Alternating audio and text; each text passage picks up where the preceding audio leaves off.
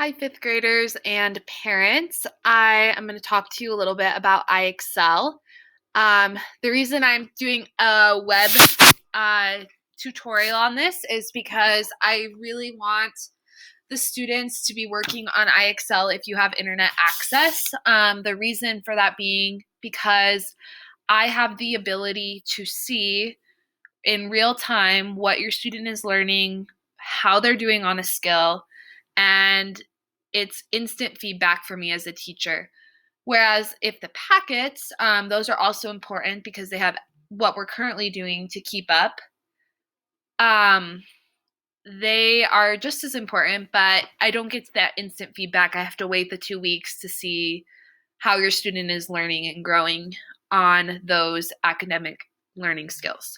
So I'm going to show you from my analytics version why I like IXL.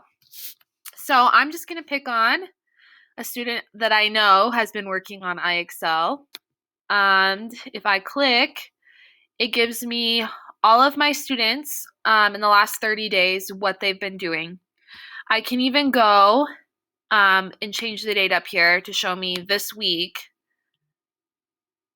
what the students have been working on. And if you see, there is a huge difference because at school we do IXL a ton. So there is, if you go to the last 30 days, there's 1,000 questions and 7 hours and 31 minutes that the students have been practicing versus if I go to this week, I have an hour and 22 students, only 9 skills being worked on. And if I scroll down, it'll show that I only have 2 students that have been working on IXL this week out of my 14 students that are in my class. Now, that's not to make anyone feel bad or anything like that. It's just to show kind of what I see on my end when I log into IXL. Now, I attached every student's login and username and password for IXL. You can do IXL on a phone. You do not have to have a computer. You do not have to have a tablet. You don't have to have a Chromebook. You can do it on a phone that has a data or internet. I actually have the IXL app on my phone. So that's how I know that you can. Now, if you go, your student is going to be in the Learning tab. When they log on to IXL, they are going to be mostly and predominantly in this tab right here. Now, if I click on the Learning tab, I can see a couple of different things. I see recommendations, skill plans, math, language arts, science, social studies, and Spanish, which we'll probably never use. But I did assign some science and social studies for the kids to work on if they finish their math and reading. Now, if you go to recommendations, I can pick a student and it will show me what they should be working on. This is the part that I would like you to pay the closest attention to here.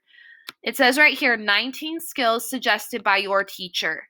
This is where I want the students to be working.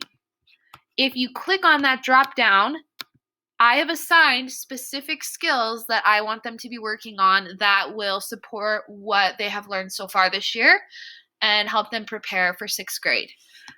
If you look on the triangle, means it's a math skill, and the book means it's a reading skill. The little kind of looks like a potion bottle is science, and then the globe is social studies. Now, these are the skills specifically that I would like them to be working on. If I click, let's just say I want to work on skill L, we'll do one that's easy. Level G, V.5, I want to work with words with un, dis, in, im, and non. So if I click on that, the skill will pop up, and as I get questions right, my SMART score will be updated on the side. I want the students to get to a SMART score of 70.